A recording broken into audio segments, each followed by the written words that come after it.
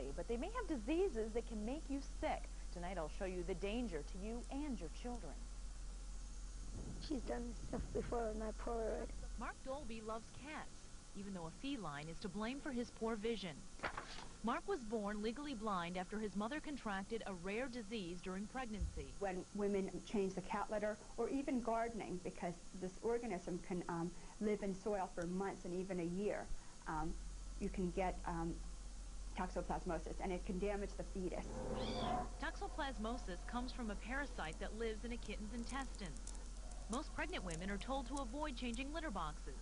But Jackie never knew she had to worry about gardening. I had been out gardening and planted over 100 tulip bulbs that fall. Mark is fine, except for his vision. But toxoplasmosis can also cause brain and liver damage. Other infections you can get from your pet include scabies. Usually dogs pick this up after contact with small wild animals. You would itch and itch and itch if you came into contact with this. Ringworm is a fungal infection found on the skin of your dog or cat. It's easily transmitted. It's more of an aggravation and an irritation. Hook and roundworm are intestinal parasites found in half of all kittens and puppies. Children are vulnerable to this infection. Children are not very sensitive about what they're doing with their hands after handling an animal. And an infection common to many families, strep throat. There have been some studies done which have indicated that animals can serve as a carrier of strep throat. Also, pet owners should not ignore the dangers of an animal bite. More than 250,000 people end up in hospital emergency rooms because of dog and cat bites. Now, germs from the bite aren't dangerous unless the skin is punctured. A new study conducted this year found more than 150 different kinds of bacteria from bites that can infect people. A dog, just like a person, carries bacteria in their mouth, and so it is an infection that gets driven down into your body's muscle and skin tissue, and it does not heal well, and it has an excellent environment for an infection to ensue. Most of the infections and diseases we talked about can be treated, and tomorrow night I'll show you how a few simple precautions can protect your family from pet diseases. Ringworm, hookworm, scabies, strep throat. They are all infections your pet can pass on to you. But protecting your family from these diseases is easy. With a few simple steps, you can keep your family and your pet healthy.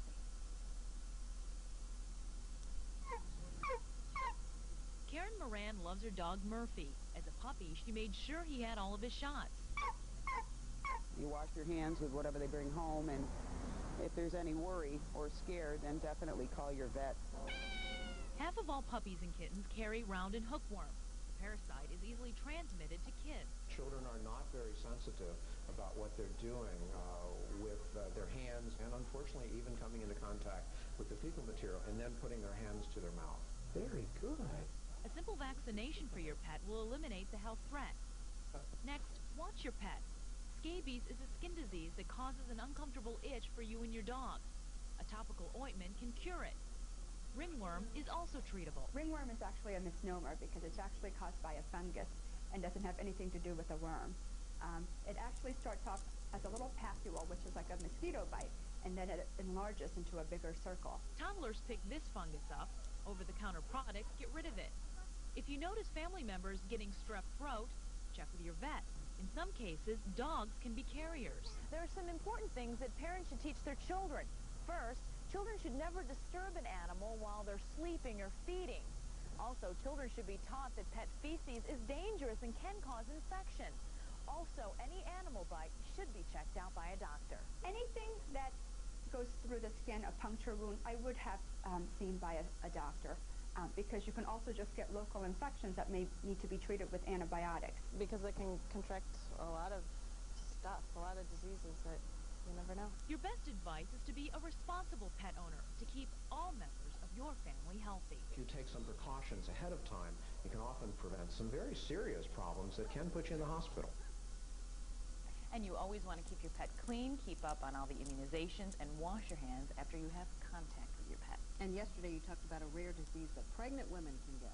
Yeah, it's called toxoplasmosis. It's a disease carried in the intestines of kittens, and pregnant women are always told to stay away from litter boxes because of this very rare disease and the chance that they could get it. But as we showed you yesterday, a woman was out gardening and she ended up getting the disease. So you always want to wear gloves anytime you're going to be out in the yard because you never know. In that case, it was a neighbor kitten that came over and actually caused the disease. So It's a good tip too. Be careful. Yeah.